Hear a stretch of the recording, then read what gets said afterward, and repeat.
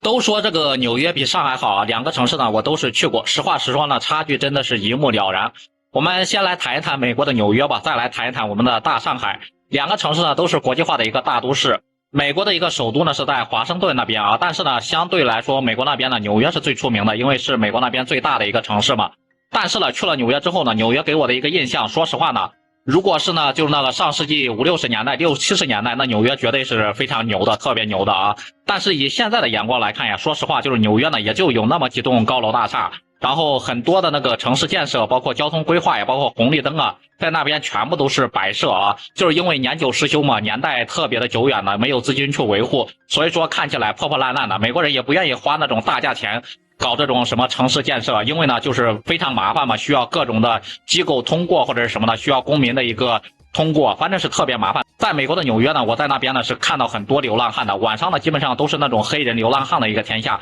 所以说呢我基本上晚上呢我是不敢出门的，不像咱们大中国就是晚上的治安这么好什么的，然后基本上晚上凌晨3、4点然后出去喝酒，出去吃宵夜，出去吃烧烤，包括那些女生穿着非常清凉，出去都非常安全啊。但是在纽约那边完全是不一样，动不动你都能在那个街上呢能够听到那种枪响声啊。所以说去完之后呢，感觉还是有点失落，感觉还是有点失望的啊。不知道大家有没有发现，对比纽约呀，就是咱们中国呢这几年基本上城市里面的流浪汉基本上在城市里面基本上看不到找不到了，对不对？就是那种乞讨的人也是越来越好了，主要就是我们国家的整个的包括救助，包括相应的一个待遇，福利待遇是越来越好，所以说呢这种流浪汉自然就消失了。相比纽约来说，我感觉咱们国内的城市呢甚至更出类拔萃一点，更好一点啊。在国外呢虽然说呢也有很多的一个慈善机构，包括收容所，因为他们就是那种流浪汉吧，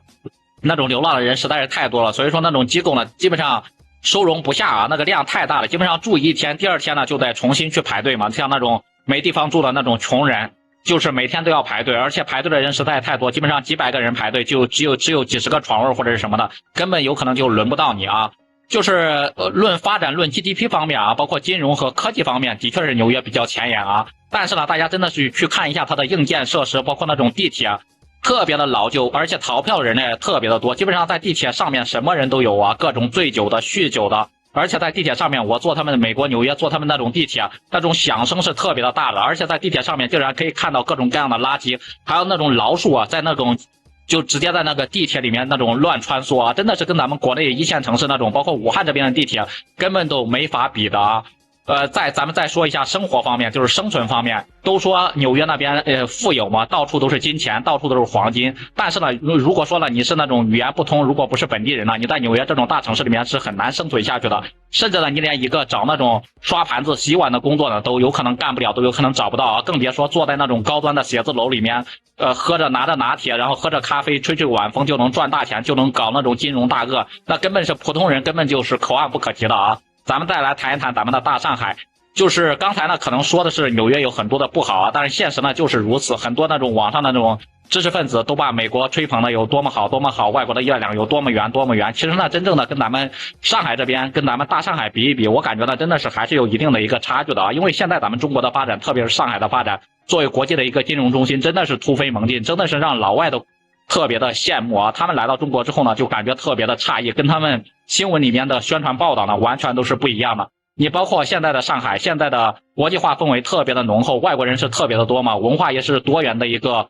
文化，包括上海的一个地铁，上海的轨道交通，上海的城市建设，基本上呢不仅咱们中国人非常的震撼，就外国人去了之后也非常的震撼啊。再加上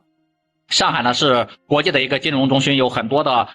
国外的企业，世界500的强的企业都在这边扎根发芽嘛，所以说呢一点都不比那个美国是要差的啊。真的是 GDP 增长，包括发展速度方面，我感觉真的是遥遥领先，遥遥领先。用那个大嘴的话，就是肯定是遥遥领先。现在呢，我敢说跟这个国际接轨呢，也是接轨的特别的好。还有一些现代化的一个工厂，包括那个汽车厂，什么特斯拉不都纷纷在上海那边建那种超级工厂吗？在美国也没有建什么超级工厂，然后反而选择上海，足以证明上海的一个魅力和吸引点啊。包括上海那边的一个工业制造业，现在真的是转型的非常好，都在向着那种环保，向着那种高效，向着那种技术型来转换。包括上海的经济现在也是越来越好，引领着中国经济的发展引擎嘛。再就是上海的一个夜景，上海那边的一个高楼大厦，我感觉完完全全可以就是秒杀纽约那边嘛，真的我感觉是完全超越了他们。就是纽约呢，它的发展是固然是比较好了啊，但是呢，我感觉就是已经定型了，因为毕竟他们已经发展几十年了嘛，没有进行一个现代化的一个升级改造，没有跟上时代的一个步伐。